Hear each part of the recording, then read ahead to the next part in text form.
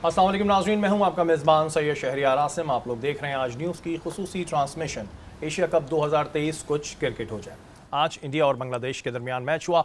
India ने toss जीतने के बाद पहले बॉलिंग का फैसला किया। बांग्लादेश ने 50 ओवर्स में 265 रन स्कोर किए 8 विकेटों के नुकसान पे। अगर हम बांग्लादेश की बैटिंग में बात करें तो शुकेब और तौहीद की जानिब से अच्छी बैटिंग का मुजाहरा हुआ। इंडिया ने 49.5 ओवर्स में 259 रन स्कोर किए। 6 रन से इंडिया बांग्लादेश से हार गया। और अगर शुभमान गिल की बात करें तो उन्होंने आज अच्छी बैटिंग की, 121 रन स्कोर किए। आज के मैच में तो हम बात करेंगे, लेकिन अगर हम कल के मैच की बात करें जो पाकिस्तान और श्रीलंका के दरमियान हुआ तो बड़ा अच्छा मैच हमें देखने को मिला। बहुत टाइम बाद एशिया कप में कोई ऐसा मैच देखने को मिला जो आखिरी बॉल तक चलता रहा। पाकिस्तान ये मैच हार गया, एशिया कप से बाहर हो गया है, लेकिन कल के मैच पे भी हम आज बात करेंगे। उससे पहले हम आपको दिखाते हैं कि बाबर ने मैच खत्म होने के बाद क्या कहा है। आइए चल के देखते हैं। जी नाज़रीन, बाबर को आपने सुना। बाबर का कहना है कि हाँ जी, कुछ गलतियां हुई हैं, गलतियां हर मैच में होती हैं, बिल्कुल होती हैं, लेकिन जब आप एक नंबर 1 टीम चल रहे होते हैं तो आपसे गलतियों की उम्मीद पाकिस्तानी अवाम को कम होती है। नसीम भाई, उन्होंने बात की बाबर ने कि प्रिपरेशन हमारी बेहतर थी। अगर हम एशिया कप की बात करते हैं तो पाकिस्तान एक मैच नेपाल से जीता, एक बांग्लादेश से जीता, उसके अलावा हारते ही चले आए।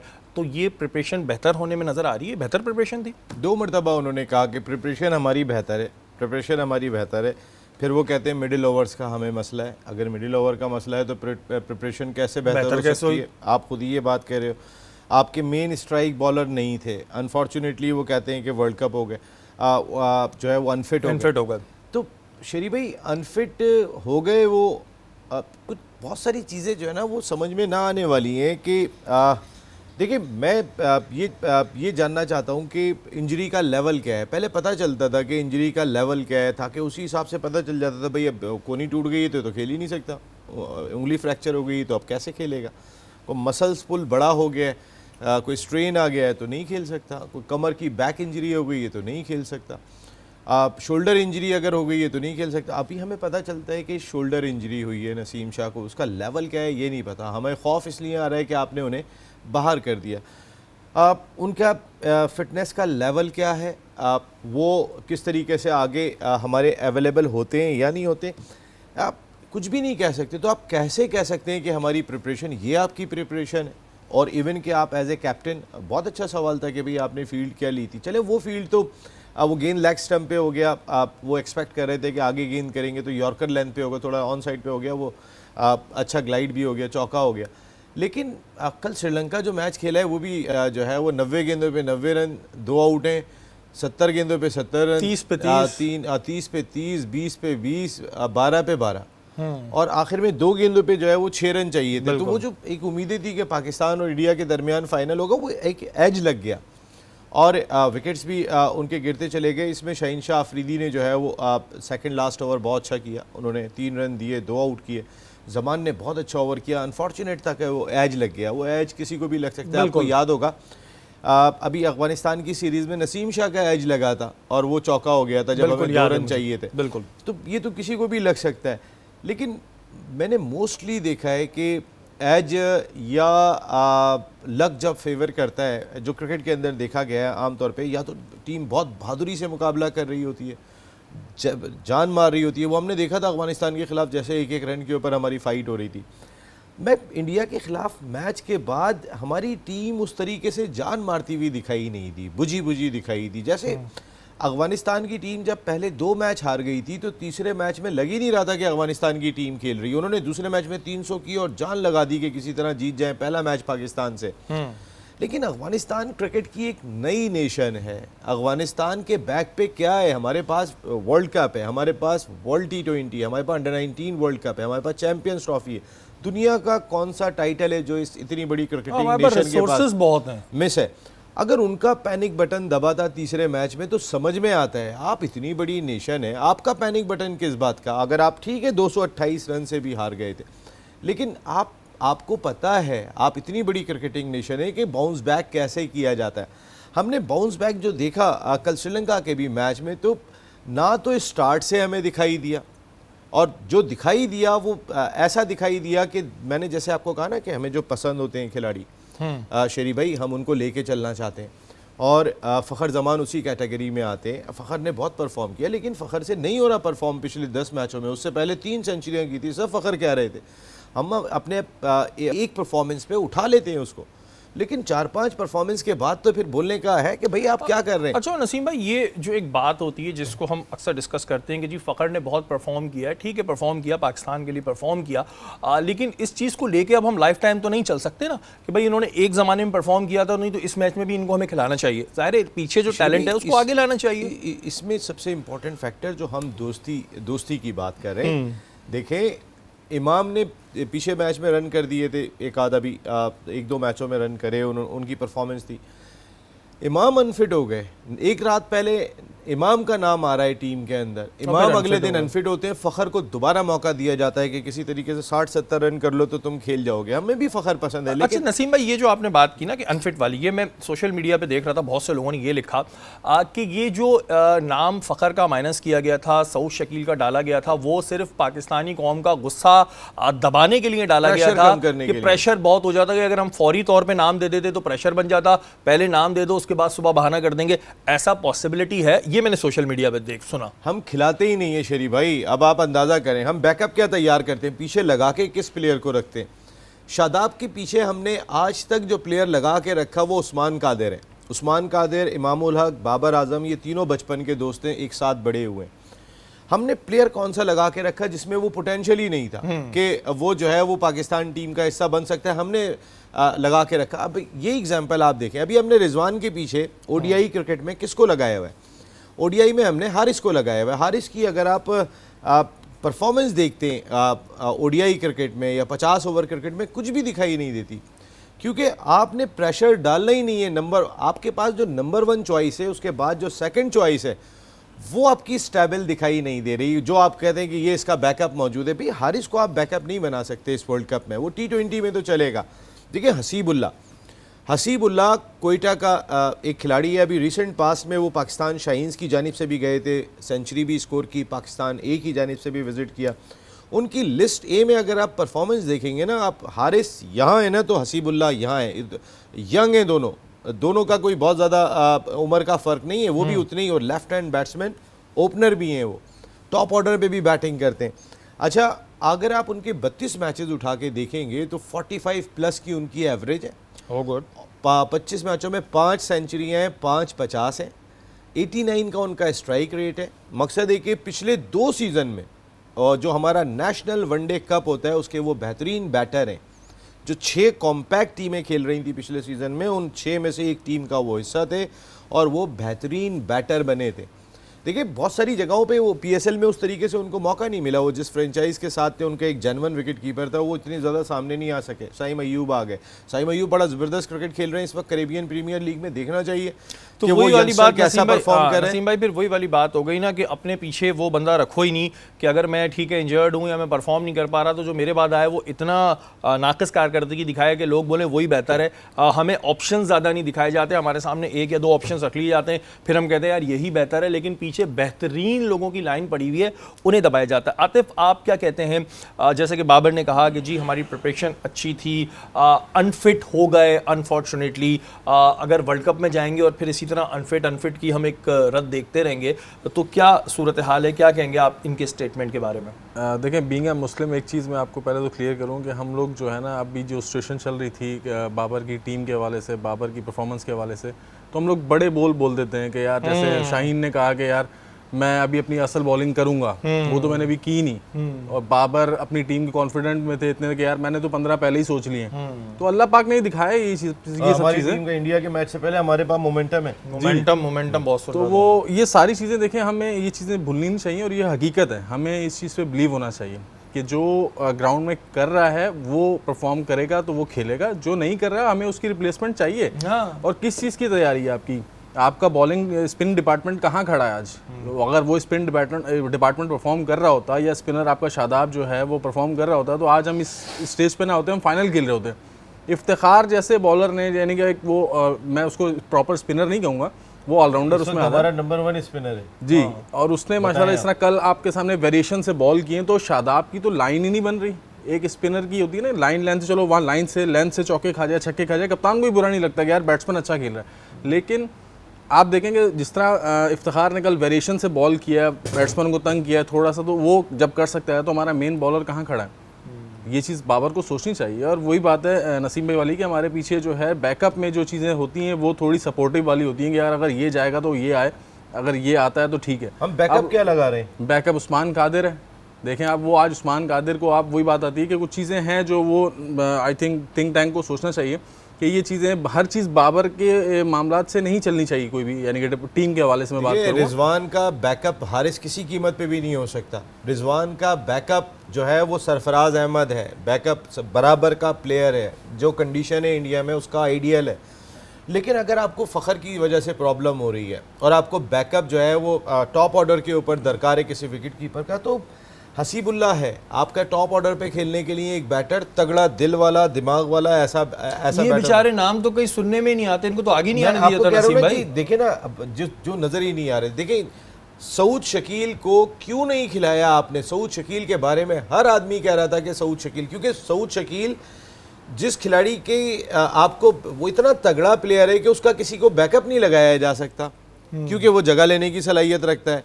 तो जो बैकअप जगह लेने की सलाहियत रखता है वो फिर बैकअप ही नहीं बनता है। ये तो कल के प्रोग्राम में मैं देख रहा था, राशिद भाई ने बात बोली है कि यार हमारे पास तो प्रूफ भी है, और सुबह वीडियो पे भी उससे बात हुई है मेरी। किससे? सऊद शकील से।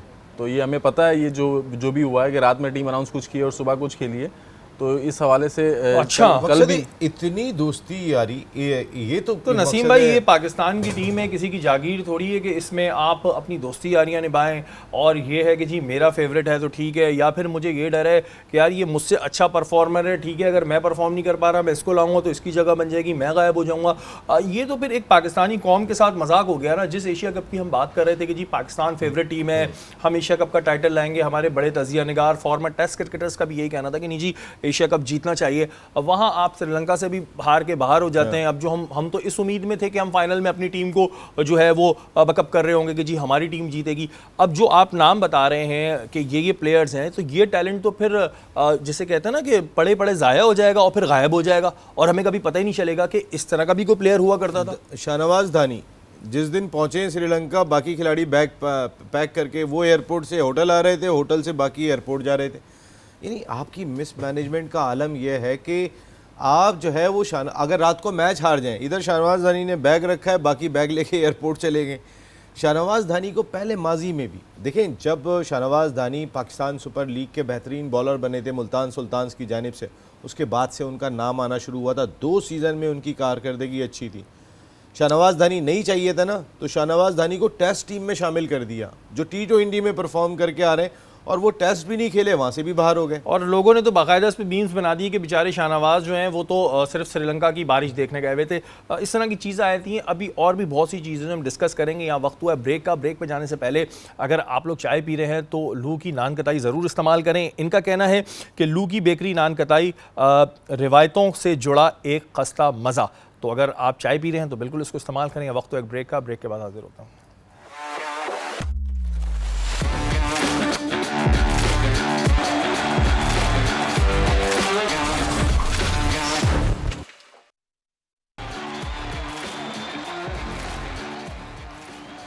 वेलकम बैक नाज़रीन, आप लोग देख रहे हैं एशिया कप की खुसूसी ट्रांसमिशन कुछ क्रिकेट हो जाए। कल के मैच के बाद इफ्तिखार अहमद ने भी मीडिया से बात की थी। आइए चल के आपको दिखाते हैं। जी ये थे इफ्तिखार अहमद और बड़े मासूम से ये इंसान हैं। इन्होंने कुछ बातें की हैं। नसीम भाई ये कह रहे हैं कि मैं क्रेडिट श्रीलंका को देता हूं, तो पहले तो क्रेडिट श्रीलंका के पास ऑलरेडी जा चुका है। ये हमारे देने से कुछ नहीं होता, हमारे देने से कुछ नहीं होता। फिर ये बात कर रहे हैं की तरफ से अब चला गया। हाँ, अब बात ये होती है कि ये कह रहे हैं कि जी ऐसा नहीं है कि हम अगर हार गए तो हम गिर गए। लड़कों ने बड़ी मेहनत की, लड़कों की मेहनत नज़र आ रही थी जो इस तरह की बातें कर रहे हैं। एसएच हमें कोई ऐसी मेहनत तो नज़र नहीं आ रही थी। और जहाँ पर आप कह रहे हैं कि वर्ल्ड कप में जाके हम अच्छा परफॉर्म करेंगे, एशिया कप में आप परफॉर्म नहीं कर पाए, तो अगर यही लड़के ले जाकर आपने वर्ल्ड कप में सोचा हुआ परफॉर्म करने का। देखिए सबसे पहले तो मैं इफ्तिखार की जो हमें फॉल्ट दिखाई दे रहे हैं, अगर हम देखते हैं तो फिर इन लड़कों के साथ तो मेरे ख्याल कुछ ना कुछ चेंजेस तो लाजमी तौर पे इस वक्त पाकिस्तान क्रिकेट बोर्ड को, थिंक टैंक को देखनी होगी। अभी एक बात कह कर गए इसी गुफ्तगू के अंदर इफ्तिखार के, रिजवान और मुझे कोई मसला नहीं होता, और डोमेस्टिक हमने साथ खेली है, क्लब क्रिकेट भी हमने साथ खेली है, तो हमारा कॉम्बिनेशन बहुत ज़बरदस्त है।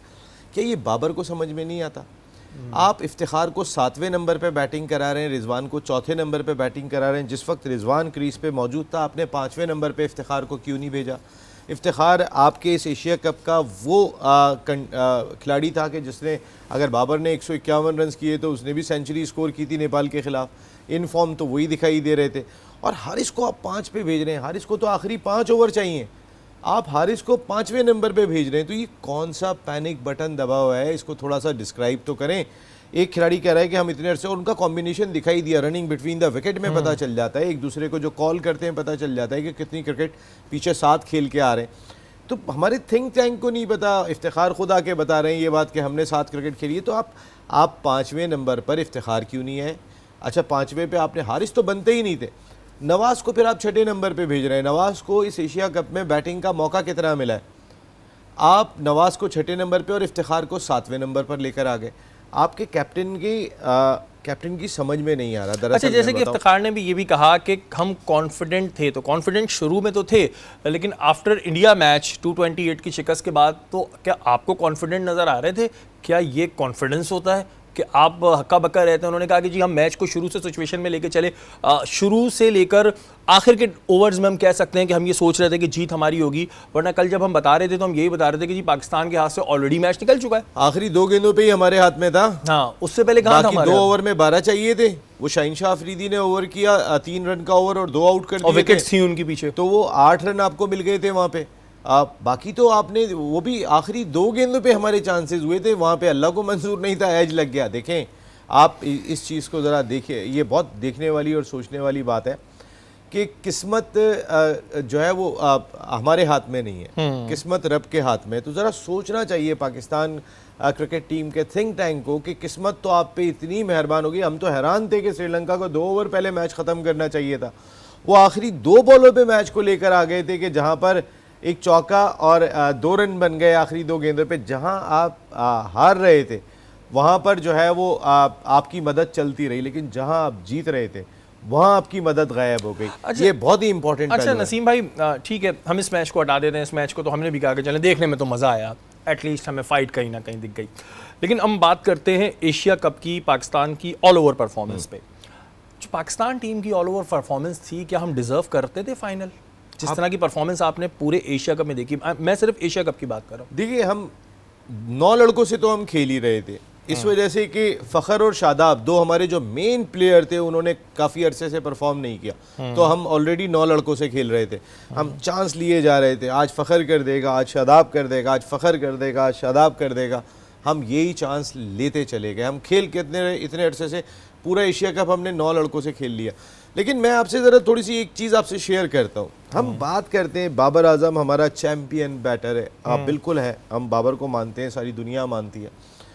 लेकिन बाबर की अगर रीसेंट पास के टूर्नामेंट में देखें ना, आप जो है वो अगर एज ए कैप्टन वो गए, सेमीफाइनल में भी जाते हैं वो, फाइनल में भी जाते हैं वो, लेकिन टीम नहीं जीत पाती। देखें, टीम जो चैंपियन लगा होता है ना, जब आपकी तस्वीर खिंचती है वही चैंपियन होती है। बिल्कुल, आप उसके अलावा चाहे आप कहते हैं मैं आखिरी बॉल पे आउट हो गया, वो चैंपियन नहीं होते आप। तो आप नंबर 1 टीम थे, आप फेवरेट गए थे, आप चैंपियन थे, उसमें आपके कप्तान का भी बहुत बड़ा रोल है। इस बात को देखना चाहिए कि हम जिस बैटर पे सबसे ज़्यादा बैंक कर। एशिया कप, मैं आपको बताऊं, ये सिलसिला शुरू हुआ है एशिया कप 2022 से, जो बाबर आजम, जो मेन टूर्नामेंट में आप अपने कप्तान की कारकर्दगी देखें। इंडिया के ख़िलाफ़ एशिया कप 2022 में इंडिया के ख़िलाफ़ उन्होंने 10 रन बनाए। अच्छा, उसके बाद उन्होंने जो है वो 9 रन बनाए अफ़गानिस्तान के ख़िलाफ़, यानी कि जो बांग्लादेश के ख़िलाफ़ उन्होंने 9 रन बनाए, अफ़गानिस्तान के ख़िलाफ़ उन्होंने 0 रन बनाया, 30 रन उन्होंने एक टीम के ख़िलाफ़ स्कोर किए, और 5 रन उन्होंने इस एशिया कप की मैं बात कर रहा हूँ श्रीलंका के ख़िलाफ़ स्कोर किए। उन्होंने 5 मैचों में 54 रन स्कोर किए टोटल। कैप्टन लीडर जो गए, ये बात हमने बिल्कुल, ये बात हमने कल भी की थी कि उनकी अपनी एशिया कप और की ये देखिए, ये 2022 हो गई, फिर उसके फ़ौरन बाद आया वर्ल्ड T20, फ़ौरन आ गया था 2022 में। उसमें अगर आप देखेंगे, पहले मैच में इंडिया के खिलाफ 10 थे, इस वर्ल्ड कप में इंडिया के खिलाफ 0, जिम्बाब्वे के खिलाफ 4, साउथ अफ्रीका के खिलाफ 6, बांग्लादेश के खिलाफ 25, न्यूजीलैंड का एक मैच था 53 रन उन्होंने स्कोर किए थे, इंग्लैंड के खिलाफ 32। उन्होंने मकसद है कि 6 मैचों में 120 रन स्कोर किए। 6 मैचों में वर्ल्ड कप किया। भाई आपसे क्या एक्सपेक्ट किया जा रहा है इस एशिया कप में? हाँ। वो लीडिंग रन स्कोरर दिखाई दे रहे हैं, उन्होंने 207 रन स्कोर कर दिए जी कम मैचों में। उसमें नेपाल के एक मैच में 151 थे और बाकी जो 3 मैच आपने खेले 56 रन है। बिल्कुल, उसमें ऑल ओवर कोई ऐसी परफॉर्मेंस नहीं थी। ब्रेक का टाइम या नसीम भाई हो रहा है, लेकिन मेरे सवाल का आप जवाब हाँ या ना में जरूर बताएं, परफॉर्मेंस जो हमारी थी कि हम फाइनल डिजर्व करते थे या नहीं? मेरे ख्याल है ये सब लोगों ने जवाब दे दिया होगा, जोर से बोला होगा नहीं। या वक्त हुआ एक ब्रेक का, ब्रेक के बाद हाजिर होते हैं।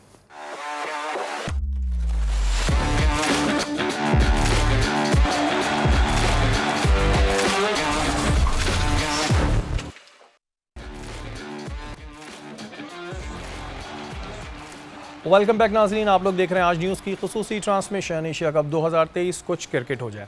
आतिफ, हम देखते हैं, मैं अभी इफ्तिखार का भी शॉट हम सुन रहे थे पिछले ब्रेक में कि जब हम मैच हारते हैं तो हम कह देते हैं कि हम अनलकी थे, वो लकी थे। ठीक है, लक बहुत मैटर करती है, लेकिन ज़ाहिर है आपकी मेहनत भी बहुत मैटर करती है। अगर हम हर मैच हारने के बाद ये कह देंगे जी हमारी लक नहीं चल रही, लक नहीं चल रही, तो ये एक तरीके से शायकीन क्रिकेट के साथ ज़ाती होगी कि अब आपकी लक पे तो डिपेंड नहीं कर सकते, क्योंकि इसमें आपकी मेहनत भी बड़ा मैटर रखती है।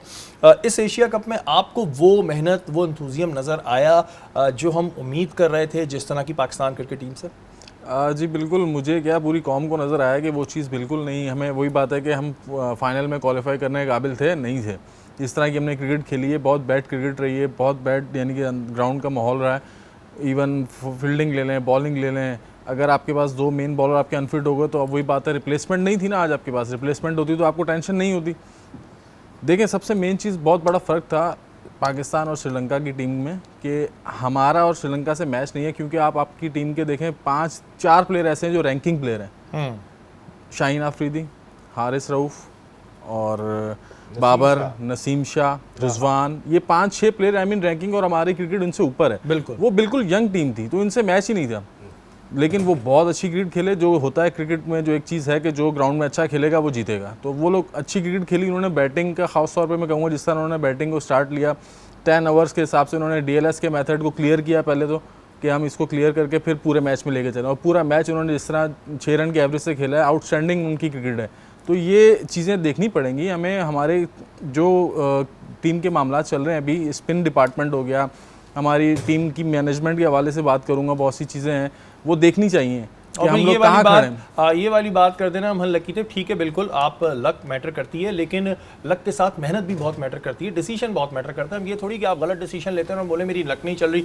नसीम भाई, हर चीज़ लक पे भी नहीं डाल देनी होती ना। अब ज़ाहिर है हम शायकीन क्रिकेट बैठ के दुआएं कर रहे हैं, आप बोलते हैं हमारी लक नहीं चल रही। डिसीजन जो हमने देखे हैं, शोएब भाई ने भी शायद ये बात कही है कि अब तो बाबर की कैप्टनसी पे भी सवाल उठ रहे हैं कि भाई ये किस तरह के कैप्टन है जो खुद परफॉर्म ही नहीं कर पा रहे हैं और डिसीजन नहीं ले पा रहे। इंडिया पाकिस्तान के मैच में आप पिच रीड नहीं कर पाए, श्रीलंका के मैच में आप पिच रीड नहीं कर पाए, तो फिर कैप्टन क्या देख के बनाया जाता है, ज़रा सा मुझे बताइएगा। देखिए, ब्लंडर्स अगर आप देखेंगे तो बहुत सारे आपको ब्लंडर्स दिखाई दिए और हम ओवर कॉन्फिडेंट थे शायद कि बस कोई प्रॉब्लम ही नहीं है। देखिए, आप बांग्लादेश के ख़िलाफ़ जो मैच खेले थे, आपने 190 पे बुक कर लिया था। सब कह रहे थे भाई आप ये रन थोड़े कम ओवर में कर लें, आपने जाके वो भी 39 ओवर में किए।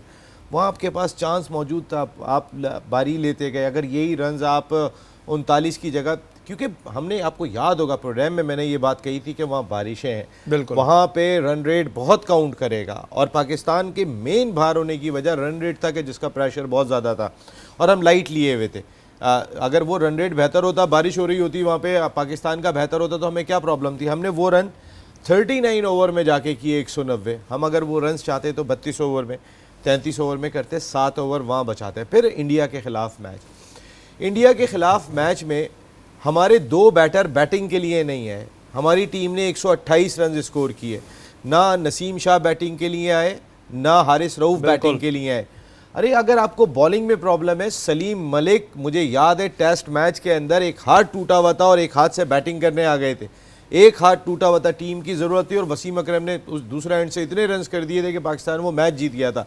लेकिन दिल गुर्दा था, आके आप खेले थे, आप इतने ओवर कॉन्फिडेंट थे। भाई अगर वही आपके 2 बैटर आने के बाद 20-25 रन का इजाफा कर देते कुछ मार मूर के, तो आपकी रन रेट तो श्रीलंका से बेहतर हो गया। तो ये नसीम भाई ये कुछ ज्यादा इतने नाजुक बड़े- नहीं हो गए हमारे प्लेयर्स, कुछ ज्यादा नाजुक हो गए हैं, ज्यादा नाज नखरे हमने उठा दिए? क्योंकि अगर हम पहले के दौर की बात करते हैं तो पहले तो इतनी ज्यादा फैसिलिटीज नहीं होती थी, और उसके बाद भी हमें जैसा आपने बताया कि सलीम भाई टूटे हुए हाथ के साथ आ गए, बड़ी बात है, बड़ी इंजरी भी हो सकती थी। अब ज्यादा नाजुक नहीं हो गए कुछ, या ज्यादा नाज नखरे उठा दिए, ज्यादा पैसे दे दिए, कमर्शियल ज्यादा मिल रहे हैं? नाज रख रहे नहीं, ओवर कॉन्फिडेंट कि ये 2 बैटिंग के लिए नहीं जाएंगे तो भी क्या हो जाएगा, 128 रन है, अब हमने तो जाके उनसे मैच जीतना है और हम पहुंच जाएंगे। देखें, आप कोई चीज़ भी फॉर ग्रांटेड नहीं ले सकते। ये क्रिकेट की तरह रंग बदलता है खेल, सेकंडों के अंदर चेंज हो जाता है। आज आप याद कर रहे हैं इस चीज़ को जिसको हम बार बार कह रहे थे कि अगर बांग्लादेश के ख़िलाफ़ ये टारगेट आप जब दरमियान में भी बात हुई थी तो यही कहा था कि इस टारगेट को पाकिस्तान जितनी जल्दी हासिल कर लेगा, श्रीलंका में बारिशें हैं, मैचेस असरअंदाज होंगे। आप ये टारगेट लेट किया, फिर 2 आपके बैटर बैटिंग के लिए नहीं है। आप जरा हैरान कुन तौर पे इतने ओवर कॉन्फिडेंट है, ओवर कॉन्फिडेंट, और साथ में ये भी कहूंगा कि बड़े नाजुक हो गए। अपने तमाम देखने वाले सोशल मीडिया के जो व्यूवर्स हैं उनका मैं बड़ा शुक्रिया कर दूंगा। आप लोग बड़ा हमारे शो को पसंद कर रहे हैं, काफ़ी अच्छे व्यूज़ आ रहे हैं। नसीम भाई, आप भी कुछ कहना चाहेंगे हमारे thank social you media very के? मच, बहुत बहुत शुक्रिया आपका। और थैंक यू, ज़बरदस्त किस्म की हमारी प्रोडक्शन टीम की सारी ये कोशिशें, जिसकी वजह से हम कोशिश करते हैं कि कुछ अच्छे हकाइक आपके सामने रखें और उनको आप पसंद कर रहे हैं। आपका बहुत शुक्रिया। बिल्कुल जी, और जैसा कि कहा था कल नसीम भाई ने कि इंडिया जो है वो अपनी जो उन प्लेयर्स को भी चांस देगी। गोगे इंडिया आज का मैच हार गया, लेकिन उन्होंने बाकी में अपने प्लेयर्स को चांस दिया। ये एक बहुत अच्छी साइन है। हमारी प्रोग्राम का वक्त खत्म हो गया, कल गैप है, उसके बाद परसों फाइनल है, लेकिन कल हम दोबारा आपके सामने हाजिर होंगे। तब तक के लिए अपने मेज़बान सैयद शहरियार आसिम को इजाज़त दीजिए। पाकिस्तान जिंदाबाद।